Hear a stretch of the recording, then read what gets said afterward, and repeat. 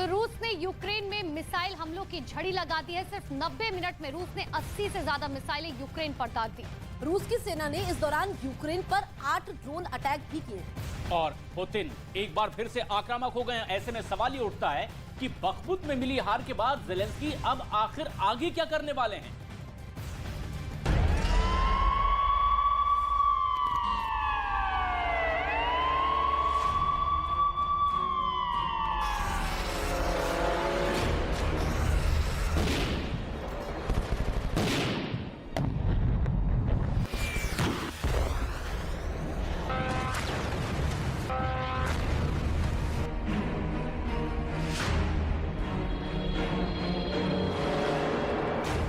Kyiv में कलेजा चीर युद्ध फिर शुरू हो गया।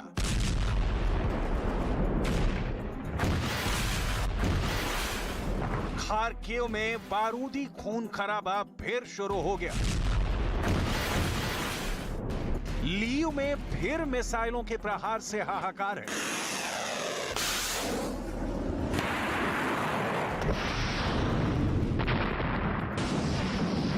ओडेसा में भी रूसी हमले ने हड़कंप मचा दिया है।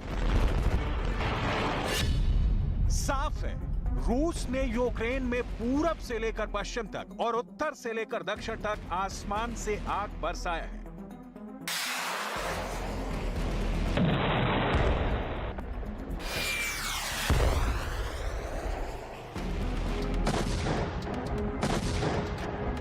बीते 3 हफ्तों में ये यूक्रेन पर रूस का पहला बड़ा हमला है।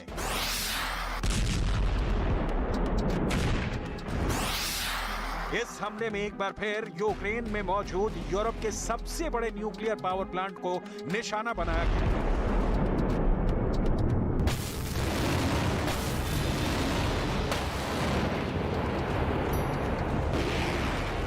अगर न्यूक्लियर पावर प्लांट के रिएक्टर हमले की चपेट में आ जाते तो यूक्रेन समेत आधे यूरोप में रेडिएशन का तूफान आ गया रहता। ये अनहोनी कितने कम फासले से बच गए इसे भी बताएंगे, लेकिन सबसे पहले रूस के हालिया हमले कितने बड़े और जानलेवा हैं इसे जान लीजिए।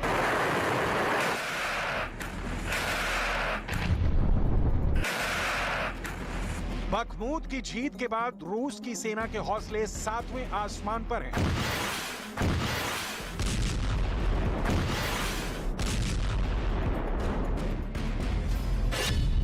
गुरुवार को तड़के सुबह सिर्फ 90 मिनट में रूस ने 81 मिसाइलें यूक्रेन पर दाग दी। सिर्फ मिसाइलों से ही हमले नहीं हुए, रूस की सेना ने इस दरमियान यूक्रेन पर 8 ड्रोन अटैक किए हैं।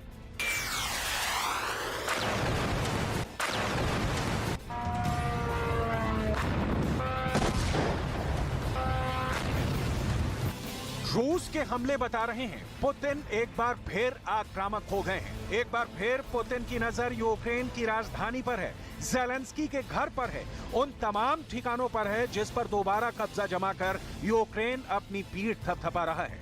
मार्च महीने में एक बार फिर पुतिन का दमन चक्र चल पड़ा है।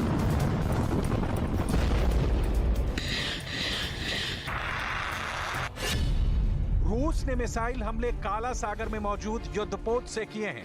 काला सागर में मौजूद पनडुब्बियों से यूक्रेन पर मिसाइलें बरसी हैं। रूस के जमीन पर मौजूद मिसाइल लॉन्चरों से यूक्रेन में तबाही बरसी है।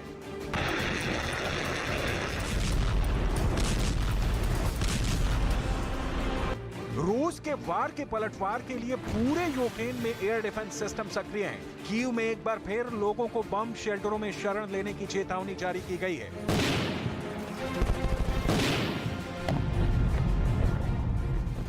मिसाइल अटैक से लोगों को बचाने के लिए ज़ेलेंस्की ने कीव में जमीन के अंदर महफूज शहर बसा लिया है। लेकिन रूस की तरफ से जारी तबाही अब भी कम नहीं हो रही है। जी हाँ, रूस के हमलों ने कीव समेत यूक्रेन के अलग अलग शहरों में विध्वंस का नया अध्याय लिख दिया है।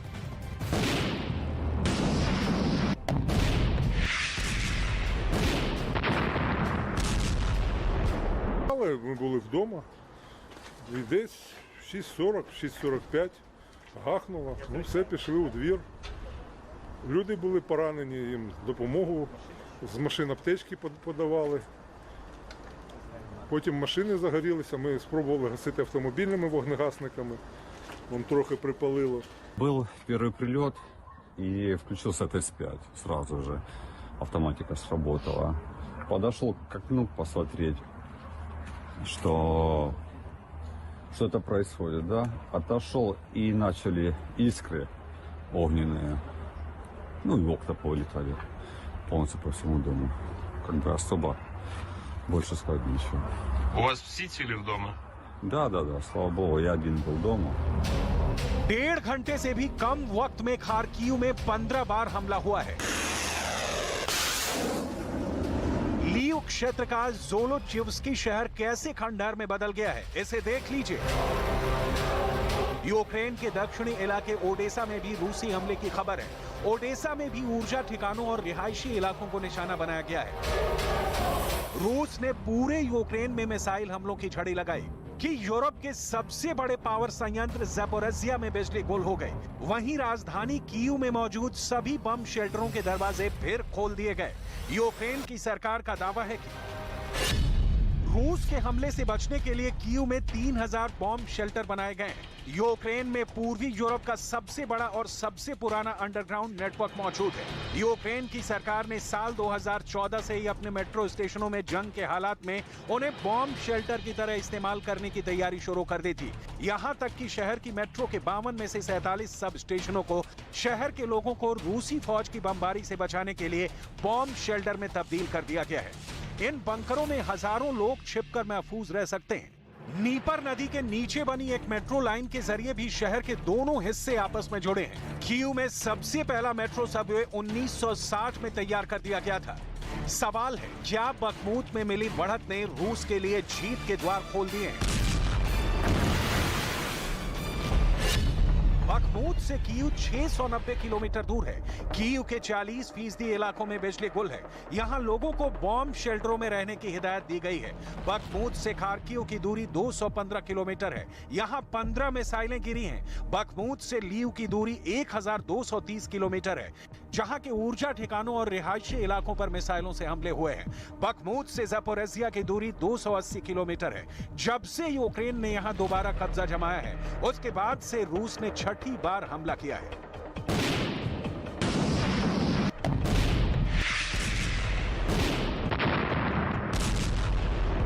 एहतियातन ज़ैपोरिज़िया न्यूक्लियर पावर प्लांट की बिजली काट दी गई है। परमाणु रिएक्टर अपने में अथाह ऊर्जा समेटे होते हैं। परमाणु विशेषज्ञों ने ज़ैपोरिज़िया परमाणु संयंत्र में हुए नुकसान को बहुत बड़ा थ्रेट बताया। Greatly concerned about the unfolding situation in and around Europe's largest nuclear power plant in Zaporizhzhia. Common sense must prevail to avoid any actions that might endanger the physical integrity, safety or security of the nuclear plant. And the facility must not be used as part of any military operation. Instead, agreement is urgently needed to establish Zaporizhzhia as purely civilian infrastructure and to ensure the safety of the area.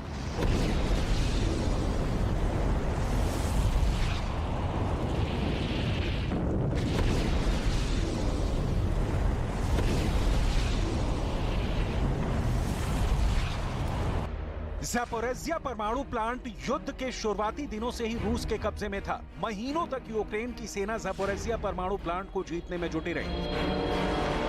लंबी लड़ाई के बाद Zelensky की सेना ने Putin की फौज को वहां से खदेड़ दिया।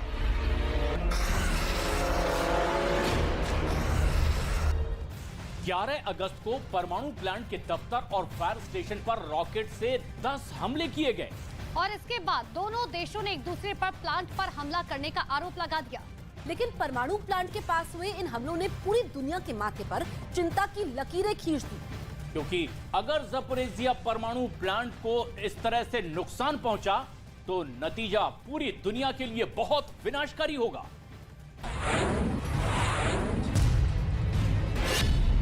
ज़ैपोरिज़्ज़िया न्यूक्लियर प्लांट यूरोप के सबसे बड़े न्यूक्लियर प्लांट में से एक है। यहाँ 6 न्यूक्लियर रिएक्टर हैं। न्यूक्लियर प्लांट पर कब्जा जमाने के लिए रूस की सेना ने इसके कंट्रोल बिल्डिंग पर अटैक किया था और ज़ैपोरिज़्ज़िया न्यूक्लियर प्लांट को अपने कब्जे में ले लिया था। अगर रूस और यूक्रेन की जंग की वजह से इस परमाणु प्लांट से रेडिएशन फैला तो लाखों लोगों की जान जा सकती है। यूक्रेन के हाइड्रोमेट्रियोलॉजिकल इंस्टीट्यूट ने इस खतरे को लेकर बहुत ही गहन रिसर्च की है। रिसर्च का डेटा बहुत बड़ी वार्निंग दे रहा है। संस्थान के डेटा के मुताबिक अगर ज़ैपोरिज़िया न्यूक्लियर प्लांट से रेडिएशन फैलता है तो सबसे खराब हालत सेंट्रल यूक्रेन की होगी। वहां विस्फोट से तत्काल कोई असर देखने को नहीं मिलेगा। इसके बावजूद आसपास के सैकड़ों किलोमीटर के इलाके में रेडिएशन फैल जाएगा। विस्फोट के बाद प्लांट से रेडिएशन के बादल निकलने लगेंगे, लेकिन इंसानों की आंखों से देखना संभव नहीं होगा। लेकिन प्लांट से निकले रेडिएशन वाले कण यूक्रेन की सीमा से बाहर निकलकर यूरोप में फैल जाएंगे। इसमें Estonia, Latvia, Lithuania, Poland, Slovakia, Hungary, Romania और मोल्दोवा जैसे देश शामिल होंगे, जहां रेडिएशन का खतरा बढ़ जाएगा। इनमें से अधिकांश देश नाटो के सदस्य हैं। ऐसे में अगर वहां रेडिएशन फैला तो वो युद्ध रूस बनाम नाटो में भी बदल सकता है, जो यूक्रेन युद्ध से कई गुना ज्यादा खतरनाक होगा।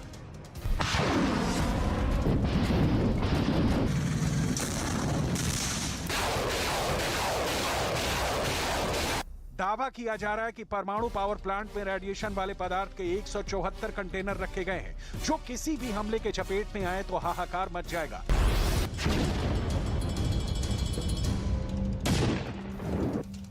इस परमाणु पावर प्लांट की क्षमता और लोकेशन दोनों यूक्रेन के लिए काफी अहमियत रखता है। ज़ैपोरिज़िया प्लांट की कुल क्षमता करीब 6000 मेगावाट बिजली बनाने की है, जिससे लगभग 40 लाख घरों में बिजली सप्लाई हो सकती है। ये प्लांट दक्षिणी यूक्रेन में नीपर नदी के किनारे स्थित है।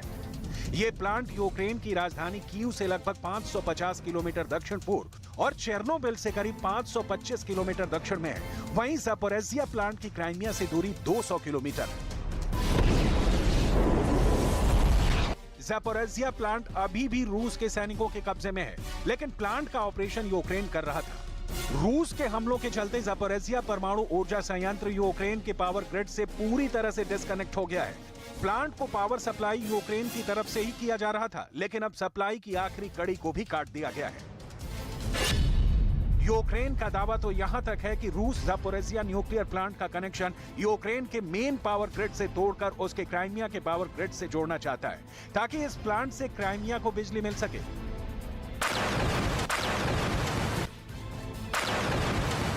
इसी वजह से रेडिएशन का खतरा इस वक्त यूरोप के सिर पर मंडरा रहा है। परमाणु खतरे का सबसे बड़ा अलार्म बज उठा है, जिसमें कीव पर तो हमले का खतरा बना ही हुआ है। यूक्रेन के और इलाके भी मिसाइलों से बरसाए बारूद में सुलग रहे हैं।